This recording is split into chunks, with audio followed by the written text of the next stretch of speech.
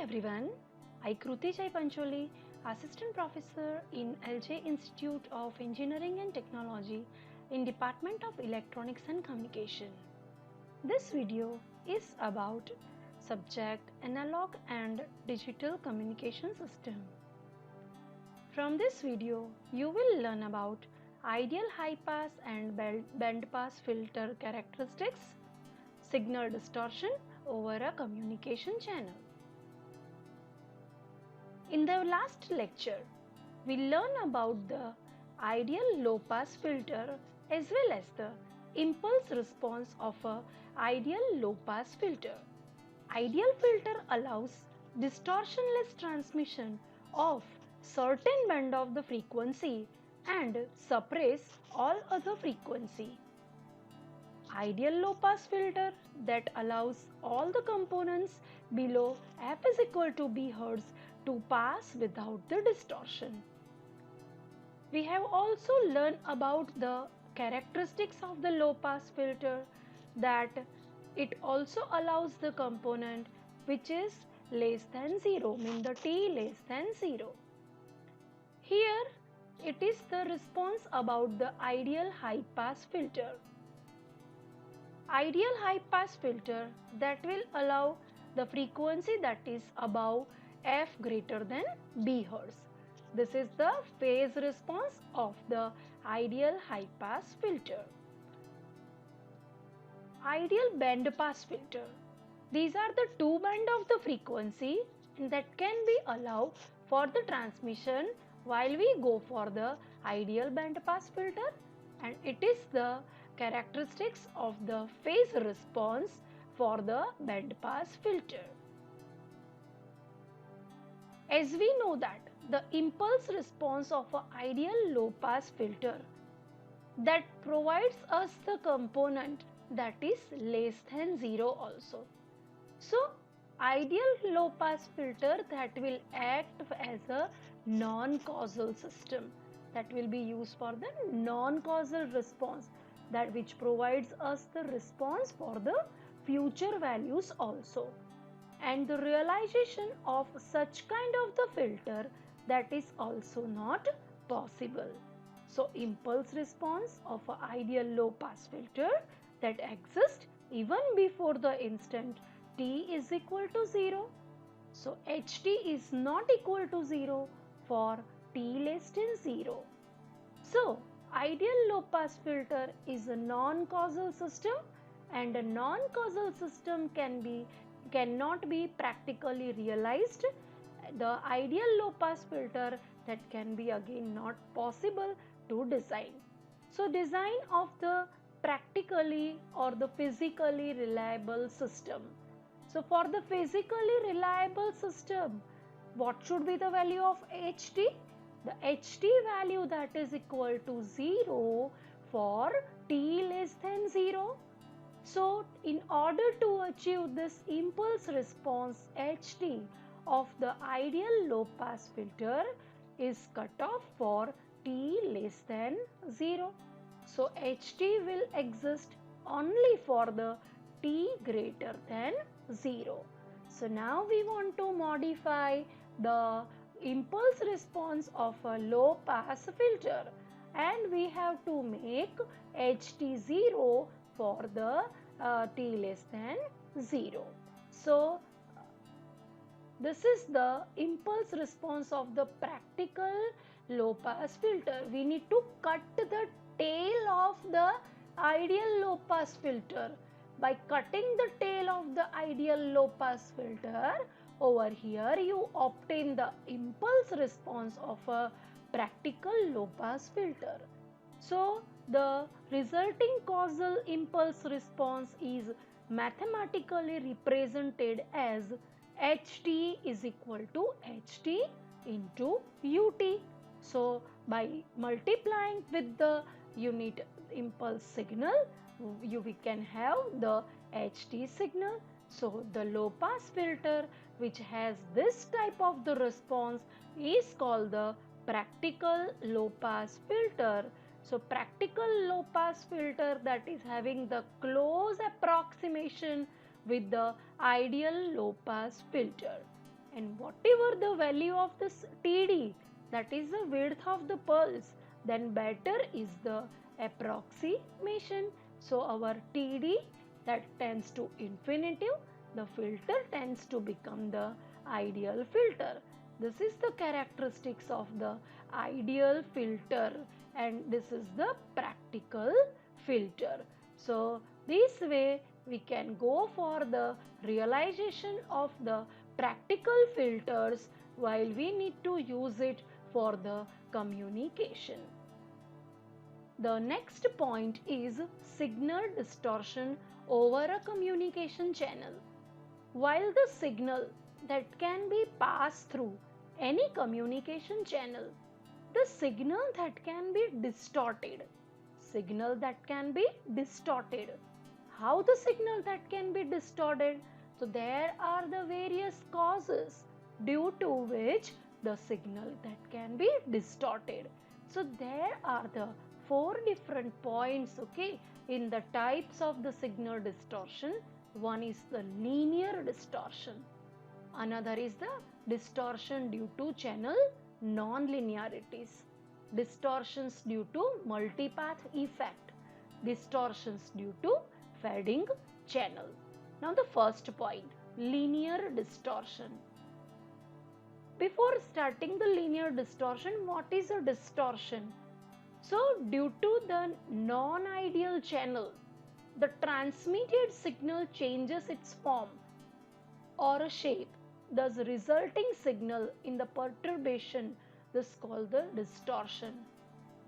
So whenever the signal that can be passed through the communication channel, sometime due to the distortion, either the amplitude or the frequency or the phase of the signal, if it is changed, then it can be considered as a distortion. So what is a linear distortion? So it is defined as a change in the amplitude or a phase with no new frequency added. So in the distortionless transmission, the magnitude response or the amplitude response of the channel should be flat. I mean, if there is no distortion, the magnitude response that is flat, whereas the phase response should be linearly proportional of the frequency. Next category is distortion due to non-linearities. The non-linear distortion, when it will occur? When the input signal and output signal is not linear.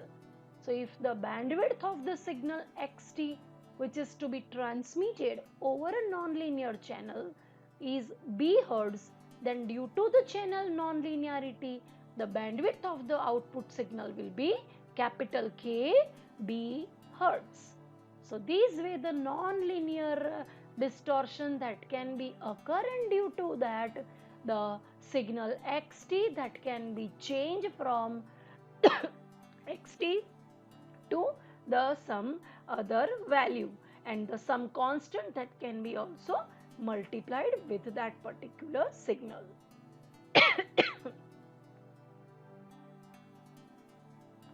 Thus the spectrum of the output signal spreads well beyond the input spectrum.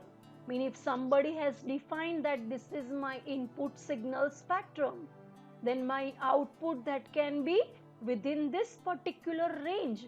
Then due to the non-linearity, the output signal spectrum that can be spread and it can be also changed.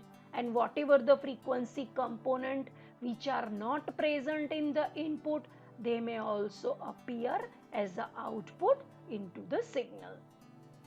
This additional frequency will change the shape of the output signal. So this type of the distortion that affects the amplitude modulation but does not affect the frequency modulated signal. This particular point that we will discuss in the next chapter, that is how such kind of the distortion that affect into the modulation, amplitude modulation, but it will not affect to the FM signal. distortion due to multipath effect. Here is the diagram. This is the transmitted tower and it is the tall building. This is my receiver. So we are transmitting the signal from the transmitter. So transmitted signal is received by the receiver via this particular path. I am naming that path as the direct path. Sometime it may happen that the signal transmitted from the transmitter will first of all go to this particular path and it will strike from this particular object and received by the receiver.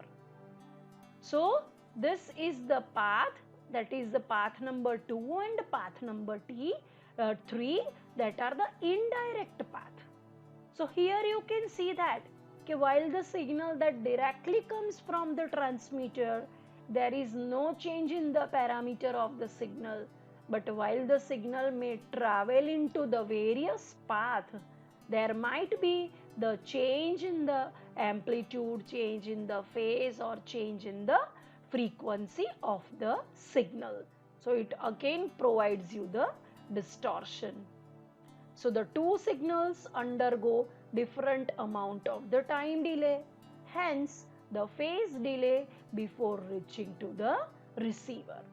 So what is the net signal strength at the receiver?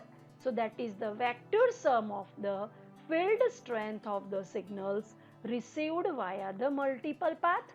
So it is the path number 2 and path number 3 vector sum of that is the total signal strength. Next is distortions due to fading channels. It is a type of the degradation that occurs in the radio communication and it is considerably more prevalent in the mobile radio system. I'll give you the simple example to understand about these things. That when you travel by the train and when you are traveling by the train, you are talking with your friends, then what happens? The signal which comes to you that comes from the various obstacles. So the signals from the tower that is striked onto the particular obstacles and then it reaches to you. So due to that the signal amplitude that can be changed. Sometime you know that the handoff will be not smooth than the signals that can be that you may not get while you are in the train. So what happened? That your call that is cancelled. So that is why such kind of the radio signals that can be affected into the mobile radio system. So this means the variations and the fluctuations in the signal strength in the receiver. There are the two types of the fading. One is the rapid or the slow fading. Another one is the general or the frequency selective fading. Distortions due to the fading channels. The slow and the fast fading refers to the rate at which the magnitude and the phase imposed by the channel on the signal changes. The factor influencing the fading, that how do you get the fading effect? That is due to the one reason is due to the multipath propagation. Multipath propagation, due to that the fading will occur. Speed of the surrounding object. When I given you the example that when you go by the train at that time the object in which you are sitting that is moving at the very faster speed. So while the particular object that is moving at the very faster rate the signal provided by the particular tower that has been also changed, and due to that the effect of the fading we will get. So that is the another reason. Another is the speed of the surrounding object that we have seen. Transmission bandwidth of the signal, that the bandwidth of the multipath channel that can be quantified by the coherence bandwidth. And the coherence bandwidth is what?